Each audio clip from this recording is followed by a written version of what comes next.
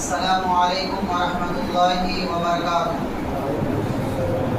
الحمد للہ نحمده ونستعینه ونستغفره ونعوذ باللہ من شرور انفسنا ومن سیئات اعمالنا من يهده الله فلا مضل له ومن يضلل فلا هادي له واشهد ان لا اله الا الله واشهد ان محمدا عبده ورسوله يا أيها الذين آمنوا اتقوا الله حق تقاته ولا تموتن إلا وأنتم مسلمون يا أيها الناس اتقوا ربكم الذي خلقكم من نفس واحدة وخلق منها زوجها وبث منهما رجالا كثيرا ونساء واتقوا الله الذي تساءلون به والأرحام إن الله كان عليكم رقيبا يا أيها الذين آمنوا اتقوا الله وقولوا قولا سديدا يصلح لكم أعمالكم ويغفر لكم ذنوبكم ومن يطع الله ورسوله فقد فاز فوزا عظيما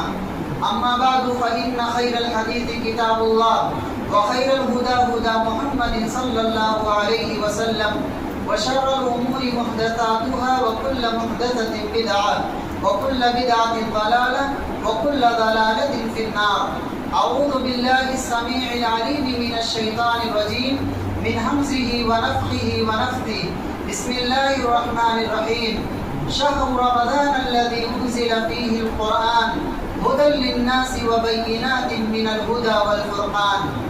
قابل احترام نوجوان ساتھیوں، محترم بزرگوں، عزیز بچوں، تمام تعریفیں اللہ رب العالمین کے لیے ہیں۔ وہی ہم سب کا مالک، خالق، مشکل کشا، مربی اور پالن آ رہے۔ درود و سلام نازل ہو تمام نبیوں پر، بالخصوص امام الانبیاء جناب محمد مصطفیٰ صلی اللہ علیہ وسلم پر۔ درود پڑھ لیں۔ اللہم صلی علی محمد وعلی آل محمد کما صلیت علی ابراہیم وعلی آل ابراہیم انک حمید مجید۔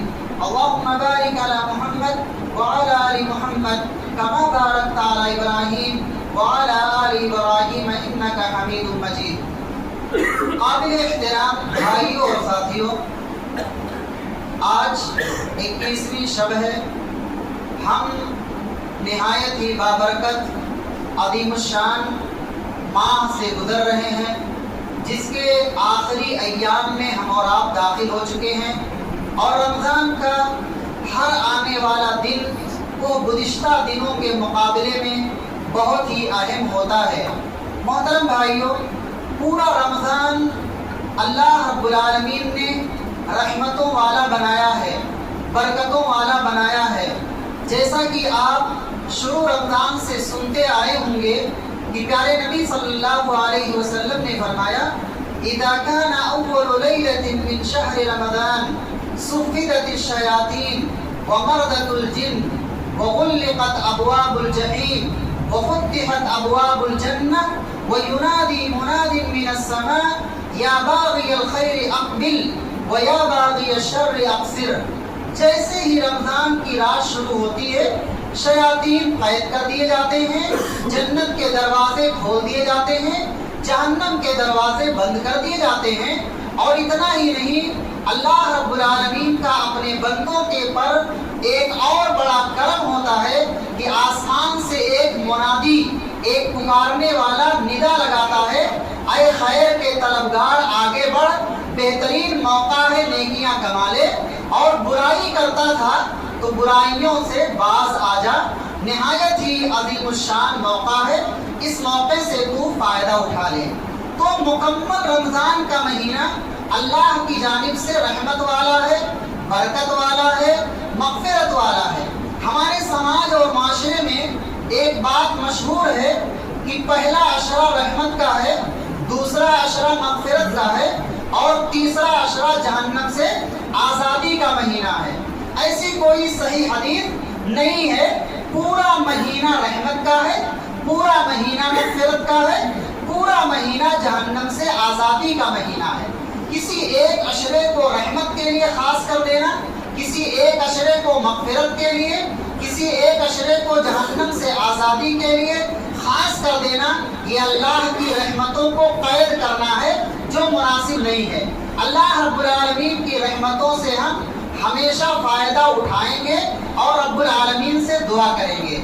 محترم بھائیوں اور ساتھیوں، آخری عشرہ جس میں ہم اور آپ داخل ہوئے ہیں، یہ اتنا عظیم ہے کہ اس کی عظمت کے لیے یہی بات کافی ہے کہ قرآن مجید کے اندر 114 صورتیں ہیں، جس میں سے ایک صورت صرف لیلۃ القدر سے متعلق ہے، شب قدر سے متعلق ہے، آخری عشرے کی طاق رات سے متعلق ہے۔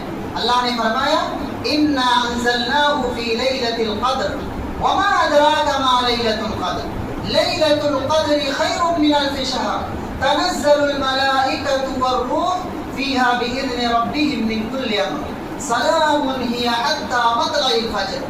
آپ غور کریں، اللہ نے فرمایا کہ قرآن کو ہم نے رمضان کی آخری عشرے کی طاق رات میں نازل فرمایا۔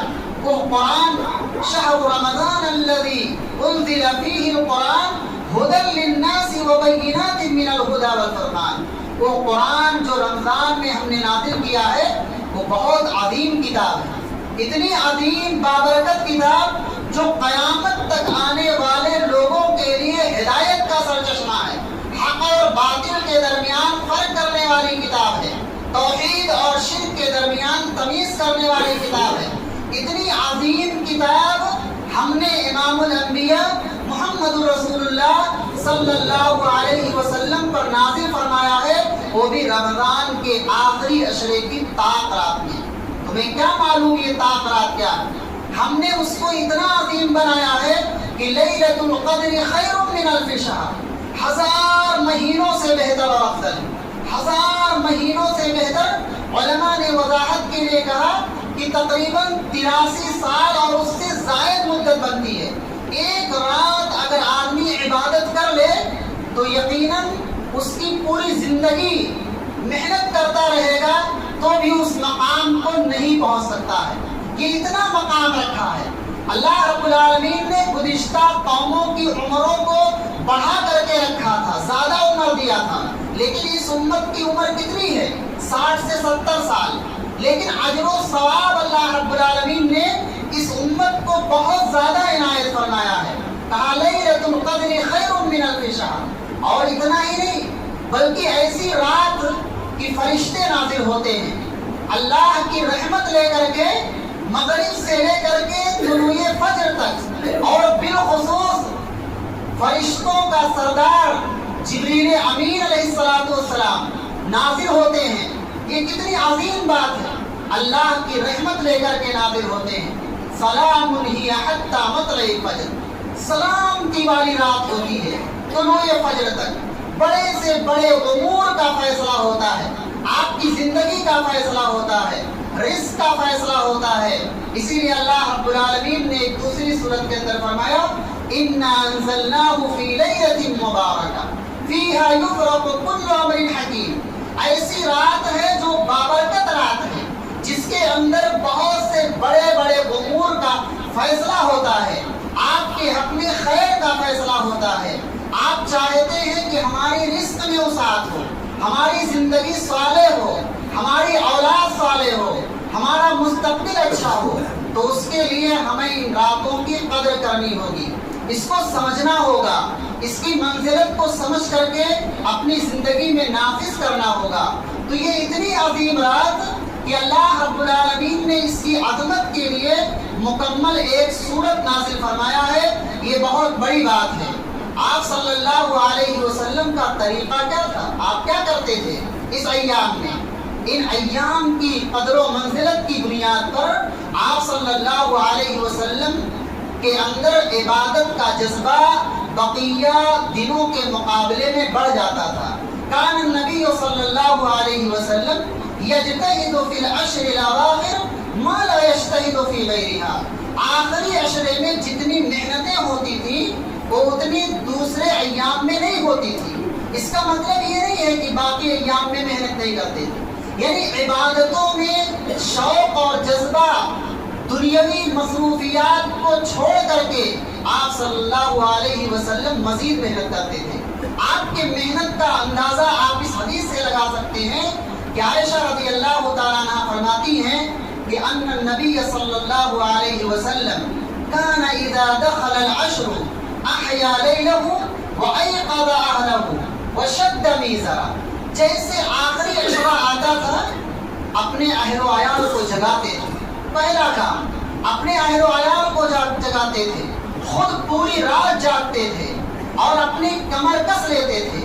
کمر کس لینے کا کیا مطلب؟ جس طریقے سے خاتون جب کوئی کام کرتی ہیں تو اپنی کمر پر دوپٹے یا کوئی لباس باندھ لیتی ہیں، کمر کس لیتے ہیں. لنگی وغیرہ بھی لوگ آدمی محنت کرتا ہے، مزدوری کرتا ہے تو کس لیتا ہے.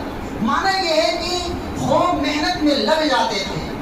تو تین کام آپ صلی اللہ علیہ وسلم خود جاگتے تھے، اپنے فیملی کا بھی خیال رکھتے تھے اور کمر کس لیا کرتے تھے. تو ہماری ذمہ داری پہلی یہ بنتی ہے کہ ہم خود بیدار رہیں اور اکیلے اس نیک عمل میں نہ انجام دیں، بلکہ اپنی فیملی کو بھی شامل رکھیں، اپنے دوست احباب کو شامل رکھیں. یقیناً آپ کو بھی اس کا اجر ملے گا. اسی طریقے سے آپ صلی اللہ علیہ وسلم عبادت کے لیے سب سے افضل طریقہ جو آپ نے عمل کر کے دکھایا ہے وہ ہے اعتکاف کا.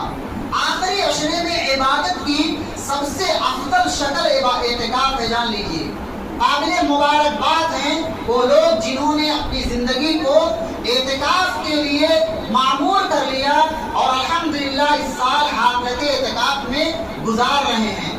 یہ بہت ہی مبارکباد کے مستحق ہیں، کیونکہ اچھے طریقے سے عبادت کرنے کے لیے جب بندہ مسجد کے اندر ایک کونا اختیار کر لیتا ہے تو اس کی جماعت کی پابندی ہوتی ہے، قرآن کی تلاوت کر لیتا ہے، قیام اللیل کی پابندی ہوتی ہے، توبہ و استغفار کر لیتا ہے. مسجد احب البلاد اللہ مساجد ہوا، سب سے بہترین اس روئے زمین پر اگر کوئی جگہ ہے تو مسجد ہے، وہ مسجد سے فائدہ اٹھاتا ہے. یہ بہت سارے فوائد ہیں اعتکاف کے، اس لیے ایک شوق رکھیے، ایک جذبہ رکھیے. اگر آپ نے ابھی سے نیت نہیں کیا اور اعتکاف میں کچھ لوگ بیٹھے ہوئے ہیں، آپ چاہیں تو مزید اعتکاف کی نیت کر کے مزید ایام ہیں آپ کے پاس، ابھی تو آغاز ہوا ہے، چند دنوں کے لیے اعتکاف بیٹھنا یہ بھی سنت ہے. یہ الگ بات ہے کہ آخری عشرے میں مکمل 10 دن اللہ کے نبی صلی اللہ علیہ وسلم اعتکاف میں بیٹھ جایا کرتے تھے. عائشہ رضی اللہ تعالیٰ عنہ فرماتی ہیں کان النبی صلی اللہ علیہ وسلم یعتکف العشر الاواخر من رمضان حتی توفاہ اللہ. نبی کریم صلی اللہ علیہ وسلم وفات تک آخری عشرے میں اعتکاف میں گزارا کرتے تھے، اور جس سال آپ کی وفات ہوئی اس سال آپ نے 20 دن کا اعتکاف کیا. اس سال آپ نے 20 دن کا اعتکاف کیا. پتہ چلا کہ صرف 10 دن ہی نہیں، 20 دن پورا مہینہ بھی اعتکاف بیٹھا جا سکتا ہے. یہی سنت ہے کہ جس طرح انسان کی زندگی ختم ہو رہی ہو، رمضان گزر رہا ہو، وہی اسی اعتبار سے انسان کے اندر جذبہ، امنگ اور طلب پیدا ہونا چاہیے اللہ رب العالمین کو راضی اور خوش کرنے کے لیے. اس لیے وہ لوگ قابل مبارکباد ہیں جو اعتکاف میں بیٹھے ہوئے ہیں. محترم بھائیوں، یہ رمضان اور یہ رمضان کا آخری عشرہ کھیل اور تماشوں میں نہ گزاریے. ذرا سا غور کر لیجئے کہ ابھی چند دنوں پہلے ہم اور آپ ایک دوسرے کو مبارکبادی دے رہے تھے کہ رمضان آ گیا، رمضان کا چاند نظر آ گیا، اور اب دیکھیے اختتام پر آ گئے. اسی لیے قرآن نے کیا کہا؟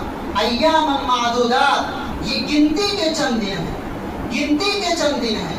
بظاہر لگتا ہے کہ یہ 30 دن ہیں، لیکن کتنی سرعت اور تیزی کے ساتھ یہ ایام گزرتے ہیں. واقعی ان کے دلوں سے پوچھئے جو اخلاص کے ساتھ اللہ کی عبادت کرتے ہیں، جو اخلاص کے ساتھ تلاوت قرآن کرتے ہیں، جو روزہ رکھتے ہیں اللہ کو راضی کرنے کے لیے، ان سے پوچھئے کہ رمضان کتنا مبارک مہینہ ہے جو چند ساعتوں اور لمحوں میں گزر رہا ہے اور ہم نے کچھ نہیں کیا، لیکن پچھتائے نہیں. جو گزر گیا گزر گیا. اب ہوشیار اور عقل مند آدمی وہ ہوتا ہے جو مستقبل کی فکر کرتا ہے، آنے والے ایام کی فکر کرتا ہے. جو ہو گیا، ابھی بھی آپ کے پاس 10 دن باقی ہیں اور بہت عظیم راتیں ہیں، اس کی بہت عظیم ایام ہیں. ان سے فائدہ اٹھانے کے لیے پیارے نبی صلی اللہ علیہ وسلم نے فرمایا من قام لیلۃ القدر ایمانا واحتسابا غفر له ما تقدم من ذنبه، جو ایمان کے ساتھ ثواب کی امید رکھتے ہوئے لیلۃ القدر کا قیام کرتا ہے، جاگتا ہے، نفلی عبادتیں کرتا ہے، توبہ و استغفار کرتا ہے، قرآن کی تلاوت کرتا ہے، غفر له ما تقدم من ذنبه، اس کے تمام صغیرہ گناہ اللہ رب العالمین معاف فرما دیتے ہیں۔ اتنی عظیم دولت اگر ہم گنوا دیں گے تو رمضان کے بعد یہ کہنے سے کام نہیں ہوگا کہ ہائے افسوس اب آئندہ سال دیکھیں گے۔ کیا پتہ آئندہ سال رمضان ہماری زندگی میں آئے یا نہ آئے۔ آپ غور کیجئے اپنے علاقے میں دوستوں اور ساتھیوں میں کتنے ایسے رہے ہوں گے جو گزشتہ رمضان میں ہمارے ساتھ اٹھنا بیٹھنا تھا، باتیں تھیں، لیکن وہ اس دنیا سے چلے گئے، یہ رمضان نصیب نہیں ہوا۔ اور نوجوانوں، یہاں نوجوانوں کی تعداد الحمدللہ کثرت نظر آ رہی ہے، زیادہ لوگ ہیں۔ آپ اس خوش فہمی میں نہ رہیں کہ ابھی بہت مدت باقی ہے، بڑھاپا آئے گا، ابھی تو جوانی کا مرحلہ ہے۔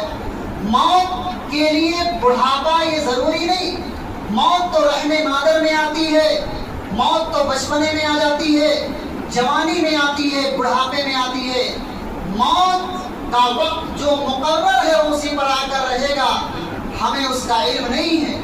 اور جب اللہ رب العالمین گناہوں کی سزا دے گا، کافروں کے بارے میں آپ نے سنا ہوگا کہ جب کافروں کو جہنم میں داخل کر دیا جائے گا تو یہ کافر کہیں گے اے میرے پروردگار ہمیں واپس لوٹا دے دنیا میں، ہم واپس چلے جائیں، اب ہم نیک عمل کریں گے۔ تو اللہ رب العالمین کیا جواب دے گا؟ اولم نعمرکم، کیا ہم نے تم کو اتنی عمر نہیں دی تھی؟ یعنی جتنی زندگی انسان کو ملی ہوئی ہے نا، وہ انسان کو سمجھنے کے لیے کافی ہے۔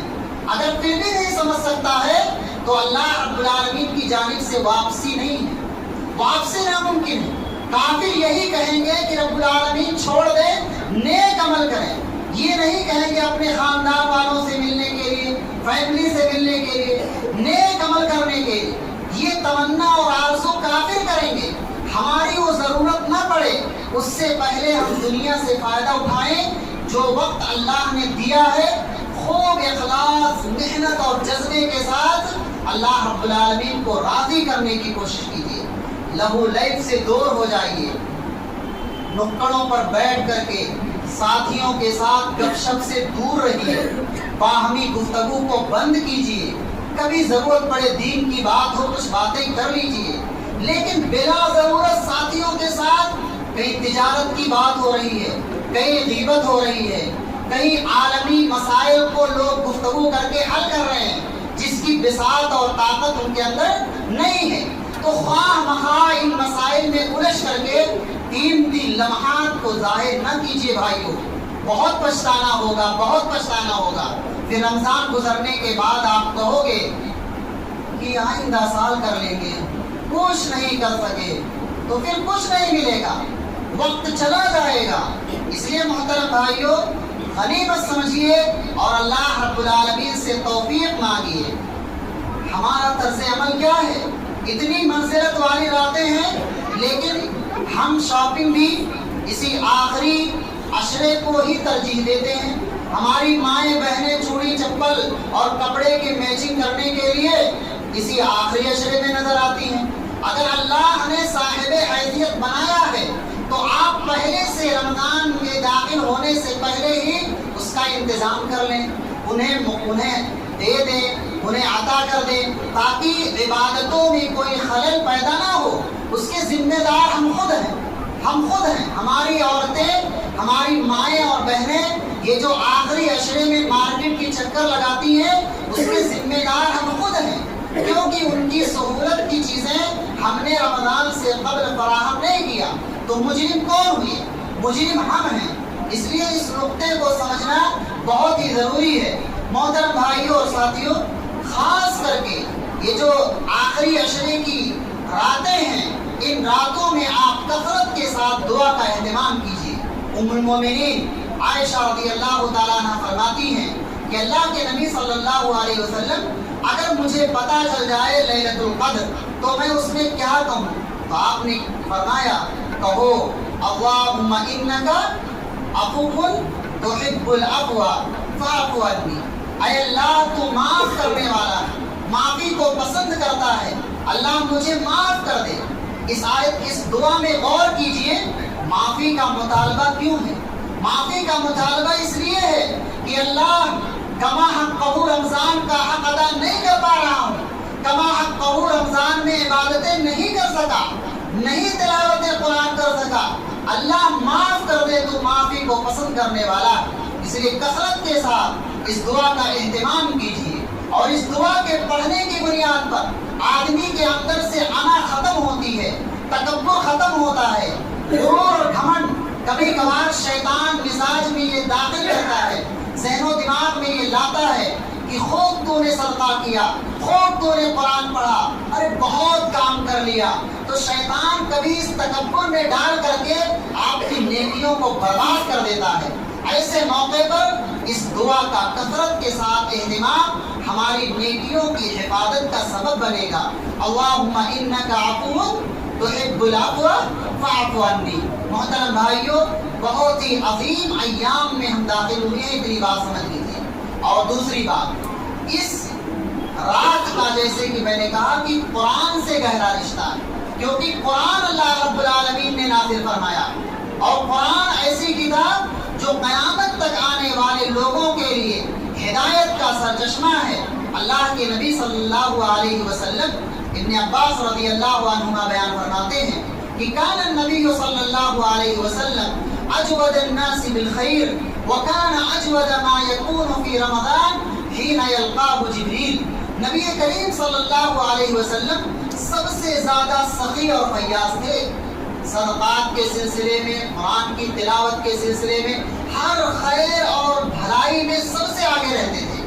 بلکہ جب رمضان کا مہینہ آتا تھا تو قرآن کے سلسلے میں آپ صلی اللہ علیہ وسلم ایک مرتبہ دور کرتے تھے، جبریل امین علیہ السلام کو سناتے تھے، اور جس سال آپ کی وفات ہوئی اس بار آپ نے 2 مرتبہ قرآن کا دور کرایا۔ یہ کتنی عظیم بات ہے، قرآن سے بہت گہرا رشتہ ہے۔ جب جبریل امین علیہ السلام آتے تھے تو خیر کا کام کرنے میں ذرہ برابر تاخیر نہیں کرتے تھے۔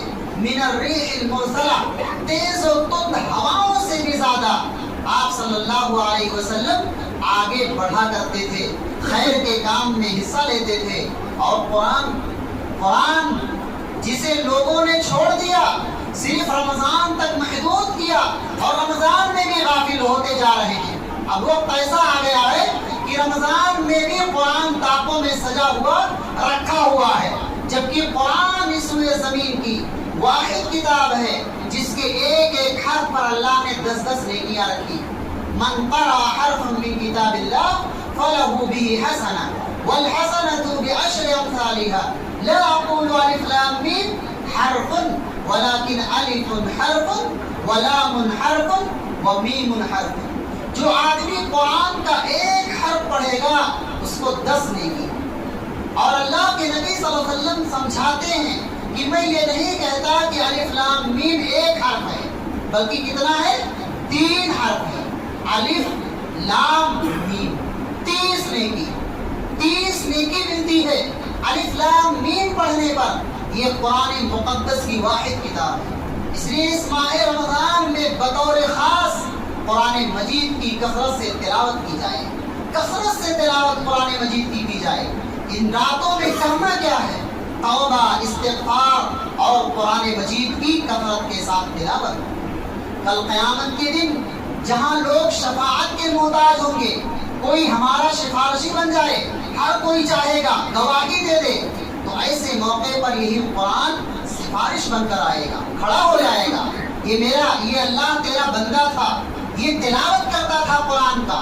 اللہ کے نبی صلی اللہ علیہ وسلم فرماتے ہیں الصیام والقرآن یشفعان للعبد یوم القیامہ، یقول الصیام ای ربی منعته الطعام والشہوہ فشفعنی فیہ، ویقول القرآن ای ربی منعته النوم باللیل فشفعنی فیہ، قال فیشفعان آپ نے فرمایا روزہ اور قرآن دونوں سفارش کریں گے۔ روزہ کہے گا دن میں بھوک اور پیاس سے میں نے روکے رکھا، یہ بندہ رکا رہا تیرے لیے، اللہ میری سفارش قبول فرما۔ قرآن کہے گا رات میں بیدار ہو کر کے جاگ کر کے یہ قرآن کی تلاوت کرتا تھا، رب العالمین میری سفارش قبول فرما۔ قرآن کی بھی سفارش قبول کی جائے گی، روزے کی بھی سفارش قبول کی جائے گی۔ اس لیے قرآن مجید کو اپنی زندگی کا حصہ بنائیں۔ پڑھنا نہیں جانتے ہیں، سیکھیے، پڑھنا پڑے گا، عربی زبان سیکھنی پڑے گی۔ قرآن کو اللہ نے عربی میں نازل کیا ہے، جس کا سیکھنا ہر مسلمان مرد عورت پر فرض اور واجب ہے۔ کوئی بوڑھا ہو گیا، اس کی عمر بہت زیادہ ہو گئی، وہ یہ نہ سوچے کہ اب بس وفات کا مرحلہ ہے، قبر تک پہنچ چکا ہوں۔ آخری مرحلے میں سیکھیے، آپ عمر کی قید نہیں، انما الاعمال بالخواتیم، اعمال کا دار و مدار خاتمے پر ہوتا ہے۔ وہی قرآن آپ کو آخری وقت میں جنت میں پہنچا دے گا۔ اس لیے محترم بھائیوں، قرآن مجید کو اپنی زندگی کا حصہ بنائیں۔ سب سے بہترین لوگ ہوتے ہیں خیرکم من تعلم القرآن وعلمہ، سب سے بہترین لوگ اس روئے زمین پر وہی ہیں جو قرآن سیکھتے ہیں اور قرآن سکھاتے ہیں، وہی اس روئے زمین پر بہتر ہیں۔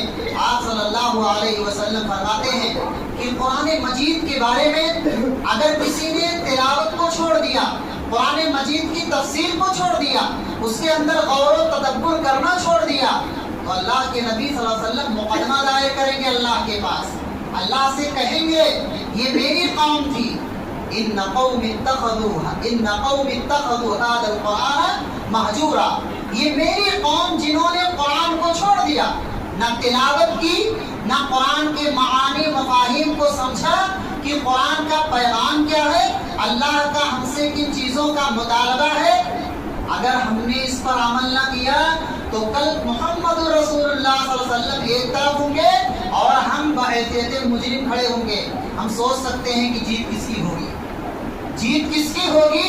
محمد رسول اللہ صلی اللہ علیہ وسلم کی، اور ہم مجرم ٹھہریں گے۔ اس لیے وہ وقت آنے سے پہلے ہی ہم قرآن مجید کو سیکھیں، علماء سے سیکھیں، حفاظ سے سیکھیں، علماء کے ٹچ میں رہیں، تعلق میں رہیں۔ دین کو سیکھنا ہم سب پر فرض اور واجب ہے۔ محترم بھائیوں اور ساتھیوں، ہم ان راتوں کے اندر اس کی اہمیت کو سمجھ گئے۔ دوسرا کام قرآن مجید کی تلاوت کرنی ہے۔ تیسرا کام دعا کرنا ہے کثرت کے ساتھ، اللہم انک عفو تحب العفو فاعف عنی، کثرت کے ساتھ پڑھنا ہے۔ توبہ و استغفار کیجیے، توبہ و استغفار، استغفر اللہ رب اغفر لی وتب علی انک انت التواب الرحیم، کثرت کے ساتھ پڑھیے۔ اللہ کے نبی صلی اللہ علیہ وسلم فرماتے ہیں واللہ انی لاستغفر اللہ فی الیوم 100 مرہ، اللہ کی قسم میں ایک دن میں 100 مرتبہ استغفار کرتا ہوں، ایک دن میں 100 مرتبہ، ایک روایت میں 70 سے زیادہ مرتبہ استغفار کرتا ہوں۔ کون کہہ رہے ہیں؟ جن کی اگلی پچھلی تمام خطائیں معاف، معصوم عن الخطا۔ قیام اللیل ایسا ہوتا تھا جب آپ کھڑے ہوتے تھے قیام میں، اتنی لمبی قرت ہوتی تھی کہ آپ کے پاؤں سوج جاتے تھے، موٹے ہو جاتے تھے، اتنا لمبا قیام۔ ہم تو 1 گھنٹے کی تراویح میں ہی تھک جاتے ہیں، ہمارا یہ حال ہے۔ امام الانبیاء صلی اللہ علیہ وسلم سے پوچھا گیا کہ آپ اپنے آپ کو کیوں اتنا تھکاتے ہیں، کیوں اتنا پریشان کرتے ہیں، جبکہ اللہ نے تو آپ کی اگلی پچھلی تمام خطا معاف فرما دی ہے۔ تو کیا کہا تھا اللہ کے نبی صلی اللہ علیہ وسلم نے؟ افلا اکون عبدا شکورا، کیا میں اللہ کا شکر گزار بندہ نہ بنوں؟ اگر اللہ نے ہمیں اتنی بڑی نعمت دی ہے کہ ہمارے خطاؤں کو معاف کر دیا ہے، تو اس کا تقاضا یہ ہے کہ میں اپنے آپ کو تھکاؤں، اللہ کو راضی کروں، اللہ کی بارگاہ میں سجدہ کروں۔ اور ایک بات اور، آپ نفلی عبادتیں قیام اللیل کے بعد، یعنی 8 رکعت تراویح کے بعد آپ جتنا چاہیں نفلی نماز پڑھتے رہیں، اور جب سجدے میں جائیں نا تو کثرت کے ساتھ دعا کیجیے، سجدے میں جا کر کے سجدے میں رہیے۔ اللہ کے نبی صلی اللہ علیہ وسلم فرماتے ہیں اقرب ما یکون العبد من ربہ وہو ساجد فاکثر الدعاء. جب بندہ سجدے میں ہوتا ہے نا تو رب سے بہت قریب ہوتا ہے، رب سے بہت قریب ہوتا ہے. آپ سجدے میں دعا کر کے دیکھیے کیا لذت آپ کو ملے گی، عبادت میں کیا شوق ملے گا، جو دل کو سکون ملے گا، ذہن کو سکون ملے گا، وہ عام حالات میں آپ کو نہیں ملے گا. آپ سجدہ کر کے دیکھیے، 2 رکعت نماز پڑھیے، سجدے میں جائیے اور سجدے میں دعا کیجیے، لا الہ الا انت سبحانک انی کنت من الظالمین. ربنا ظلمنا انفسنا وان لم تغفر لنا وترحمنا لنكونن من الخاسرین. ربنا لا تؤاخذنا ان نسینا. پوری دعا پڑھیے، آپ پوری دعا پڑھیے. یا مقلب القلوب ثبت قلبی علی دینک وعلی طاعتک رب هب لي من الصالحين. ربنا لا تزغ قلوبنا بعد إذ هديتنا وهب لنا من لدنك رحمة. یہ سب قرآن کی دعائیں ہیں، نبی کریم صلی اللہ علیہ وسلم کی دعائیں ہیں. ان دعاؤں کو یاد کیجئے، ان کے معانی کو سمجھیے، پھر دعا کیجئے. کیا لذت ملے گی آپ کو، کیا برکت آئے گی آپ کی زندگی میں.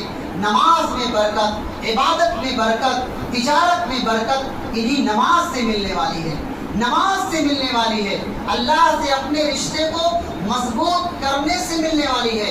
اس لیے محترم بھائیوں، بقیہ ایام کو غنیمت سمجھو، بقیہ ایام کو غنیمت سمجھو. کہیں ایسا نہ ہو کہ اگلا رمضان ہم کو نہ ملے، کہیں ایسا نہ ہو کہ اگلا رمضان ہم کو نہ ملے. ہم ابھی سے اس بات کی بھی دعا کریں کہ اللہم بلغنا رمضان، اللہم بلغنا رمضان. آنے والے رمضان کی بھی دعا کیجیے. صحابہ کرام کو جانتے ہیں آپ، پورا سال رمضان پانے کی فکر ہوتی تھی. پورا سال 6 مہینے پہلے دعا کرتے تھے اللہم بلغنا رمضان. رمضان ختم ہوتا تھا نا تو دعا میں ہی لگ جاتے تھے، اللہ جو عبادت کی ہے قبول فرما، رمضان کی جو عبادت ہم نے کی ہے اللہ تو اسے قبول فرما. یہ تھی ان کے یہاں قدر و منزلت. علامہ ابن الجوزی رحمہ اللہ نے کیا فرمایا کہ اللہ کی قسم اگر اہل قبور کو کہا جائے قبر میں مدفون لوگوں کو کہ تمنا کرو کیا چاہیے، کیا چاہیے، تو کیا کہیں گے؟ یوم من رمضان، رمضان کا ایک دن چاہیے، ایک دن اللہ مل جائے بس ہمارا بیڑا پار ہو جائے گا. یہ اتنا مقام اللہ نے اس ماہ رمضان کو عطا کیا. ارے ہلاکت کی بد دعا کی ہے اللہ کے نبی صلی اللہ علیہ وسلم نے. ہلاک ہو آدمی جو رمضان پا کر کے اپنے گناہوں کی مغفرت نہ کرا سکے، بخشش نہ کروا سکے، توبہ نہ کر سکے، اللہ سے مانگ نہ سکے. یقیناً ایسے آدمی کے لیے ہلاکت اور بربادی تک کی بات کہی گئی ہے. محترم بھائیوں، رات کے آخری پہر میں ہم اور آپ داخل ہیں. ایسے آخری وقت میں اللہ رب العالمین آسمان دنیا پر آتا ہے، ہم سے اور قریب ہو جاتا ہے. ہم سے اور قریب ہو کر کے کیا کہتا ہے؟ من یستغفرنی فاغفر لہ من یسألنی فاعطیہ. کون ہے جو مجھ سے مغفرت طلب کرے معاف کر دوں؟ کون ہے جو مجھ سے سوال کرے میں اس کی مراد پوری کر دوں؟ آئے مجھ سے کوئی مانگے تو میں اسے دے دوں. بھائیو، اولاد نہیں ہے مانگ لیجئے، بہت بڑی نعمت ہے. اولاد نہیں ہے مانگ لیجئے، اپنے اولاد کی مستقبل کے لیے دعا مانگیے اور کہیے ربنا هب لنا من ازواجنا وذرياتنا قرة اعین واجعلنا للمتقین اماما. اے پروردگار، ہمیں اپنی بیویوں سے، ہمیں اپنی اولاد سے آنکھوں کی ٹھنڈک عطا فرما، متقیوں کا امام اور پرہیزگار بنا دے. یہ دعا مانگیے محترم بھائیوں. بہت عظیم موقع ہے، اپنے والدین کے لیے مانگ لیجئے. بڑی قربانیاں دی ہیں ماں باپ نے، آپ کو اس دنیا میں لانے کا سبب بنے ہیں. گھنٹوں اور پسینے بہایا انہوں نے، دھوپ کی اور تپش کی حرارتوں کو برداشت کیا ہے، تب آپ کو اتنے اس مقام پر پہنچایا ہے. ماں کی خدمت کتنی رہی ہے، 9 ماہ تک پیٹ میں رکھ کر کے جنم دیا ہے.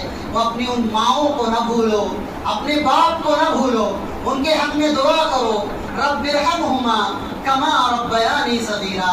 جتنا آپ اپنے والدین کے حق میں مفید ثابت ہوں گے، آپ کے بچے بھی اتنا ہی آپ کے حق میں مفید ثابت ہوں گے، اتنا ہی آپ کے حق میں مفید ثابت ہوں گے. اس لیے اپنے نونہالوں کی تربیت بھی کرتے رہیں. اور ایک بات اور یاد رکھیں، ایک بات اور، یہ رمضان کا مہینہ یہ نسل نو کی تربیت کا مہینہ ہے، بہت بہترین موقع۔ سعودی عرب گئے ہوں گے، مسجد نبوی میں دیکھیے، مسجد حرام میں دیکھیے، سعودی بچے ایک ایک حاجی کو، عمرہ کرنے والے کو پکڑتے ہیں، زبردستی لے کر اپنے دسترخوان پر جاتے ہیں، چلو ہمارے ساتھ افطاری کرنا ہے، اپنے ساتھ لے جاتے ہیں۔ یہ تربیت کا اثر ہے۔ ماہ رمضان میں ان بچوں کو ٹرینڈ کیا جاتا ہے، خرچ کیسے کیا جاتا ہے، صدقہ کیسے کیا جاتا ہے، لوگوں کے ساتھ بات کیسے کی جاتی ہے۔ ازواج مطہرات صحابیات کے بارے میں آتا ہے، وہ کیا کرتی تھی؟ چھوٹے چھوٹے بچوں کو بھی مسجد میں لاتی تھی اور ان کو بھی روزہ رکھواتی تھی، خود روزہ رکھتی، بچوں کو بھی روزہ رکھواتی۔ ماحول ملتا ہے نا، وہ دیکھتا ہے بچہ، یہ آدمی رکوع کر رہا ہے، یہ سجدہ کر رہا ہے، یہ قیام کر رہا ہے، اسی اعتبار سے وہ بچہ بھی کرتا ہے۔ ہماری آواز، ہماری باتیں وہ بچہ کم سنتا ہے، نہیں سمجھے گا وہ، لیکن آپ جیسا کرو گے ویسا وہ بچہ کرتا ہے۔ یہ رمضان آپ بچوں کو مسجد سے جوڑیے، یہیں سے آپ کو عقیدہ ملے گا، یہیں سے آپ کو توحید ملے گا، یہیں سے آپ کو آخرت کی طرف جوڑا جائے گا۔ اور کون سا مدرسہ ہے اور دین کا کام کہاں ہے؟ وہ بچے جو ابھی مدرسے میں پڑھ رہے ہیں، دین سیکھ لے رہے ہیں، لیکن باقی لوگ جو مدرسے میں نہیں گئے، ان کو کیا ملتا ہے؟ ان کو یہی مسجدوں سے تو ملے گا۔ خطبات ہوتے ہیں، تفسیر کا درس ہوتا ہے، حدیث کا درس ہوتا ہے، نماز کے بعد درس ہوتے ہیں، انہی سب چیزوں سے تو آپ کو سیکھنے ملتا ہے، اور کون سی چیز ہے؟ اس لیے ان نونہالوں کو مسجد سے جوڑے تاکہ وہ بعد میں چل کر کے وہی بچے مسجد کے مصلی ہوں گے، وہی بچے مسجد کے ممبر و محراب کو سنبھالنے والے ہوں گے۔ آج ہم ہیں نا، کل چلے جائیں گے۔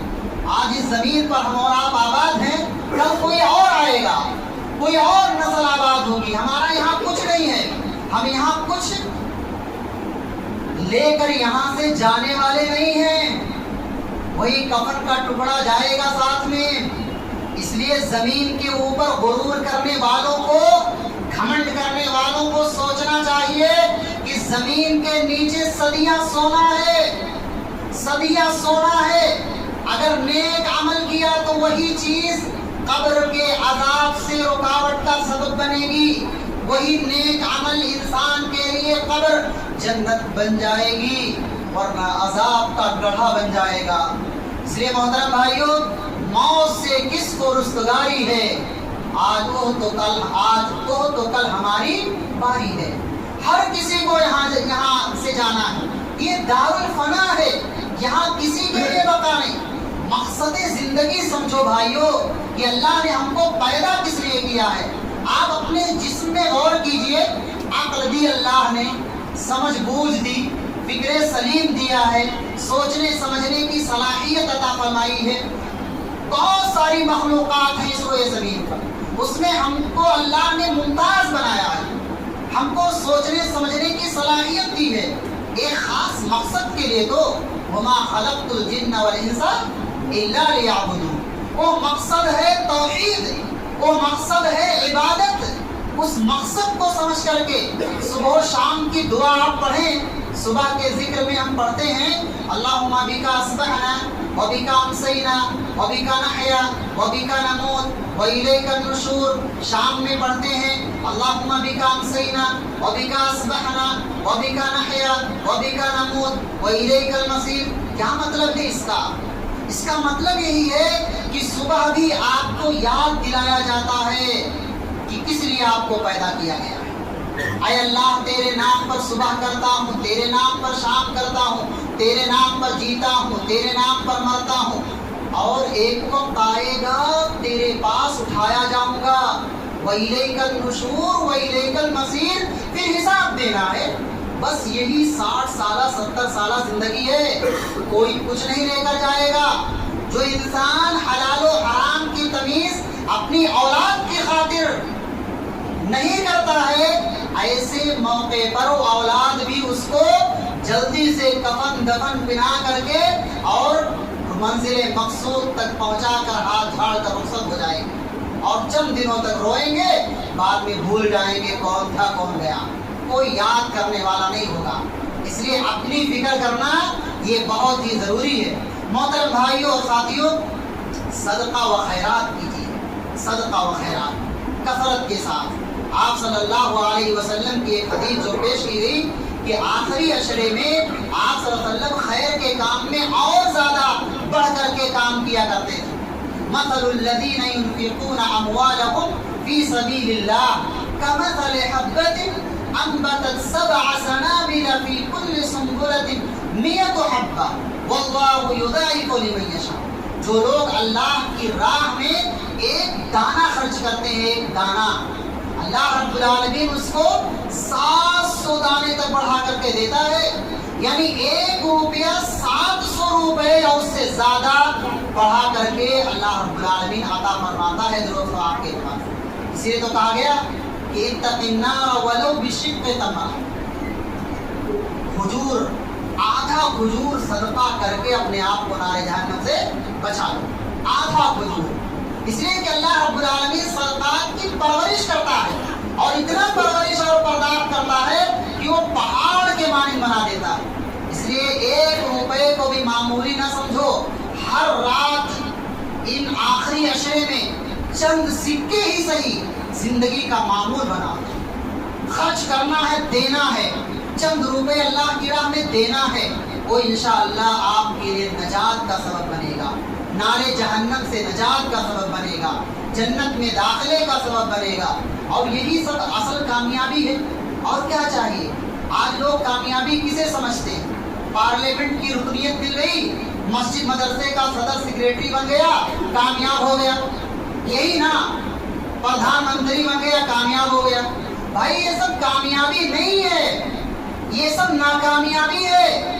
قرآن کہتا ہے فَمَنْ زُحْزِحَ عَنِ النَّارِ وَأُدْخِلَ الْجَنَّةَ فَقَدْ فَازَ۔ جو نار جہنم سے بچا لیا جائے اور جنت میں داخلہ مل گیا وہ کامیاب۔ اس لیے دلوں کو صاف کیجیے، مخلص بنیے، مقصد اللہ کی رضا ہو، اور ایمان کی حلاوت اور مٹھاس اسی وقت ملے گی جب انسان خالص اللہ رب العالمین سے محبت اور رسول اللہ صلی اللہ علیہ وسلم سے محبت اس کی خالص ہو، خالص ہو، اپنے والدین سے، ماں باپ سے، بیوی بچوں سے، دنیا کی تمام فراوانیوں سے، سب سے زیادہ پہلے نمبر پر اللہ اور اس کے رسول۔ قرآن کا پیغام کیا ہے، حدیث کا پیغام کیا ہے، وہی ہمارے لیے محور اور برکت ہو۔ اور ہم کسی بھائی سے محبت کریں تو مفاد کے لیے نہ ہو، اپنی مطلب کے لیے نہ ہو، بلکہ اللہ کے لیے محبت ہو، اللہ کے لیے محبت ہو۔ جب یہ لذت ہم اپنے ذہن و دماغ کے اندر بٹھائیں گے تو پھر بڑا مزہ آئے گا عبادت میں، بڑا شوق پیدا ہوگا۔